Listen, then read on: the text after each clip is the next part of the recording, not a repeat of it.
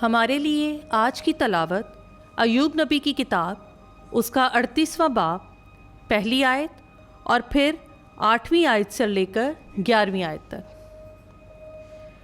तब खुदावंद ने कलाम करके बगुले में से अय्यूब से कहा कि किसने समंदर को दरवाज़ों से बंद किया जिस वक्त कि वो गोया रहम से निकलकर फूट पड़ा, जब मैंने बादलों को उसका लिबास और तारीकी को लपेटने का कपड़ा बनाया और उसके लिए मैंने अपनी हदें बांधी और उसे अड़ंगे और दरवाज़े लगाए और कहा, यहाँ तक तू आएगा और आगे ना बढ़ेगा और यहाँ तेरी मौजों का ज़ोर टूटेगा।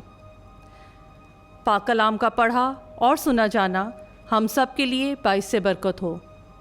खुदावंद का शुक्र हो।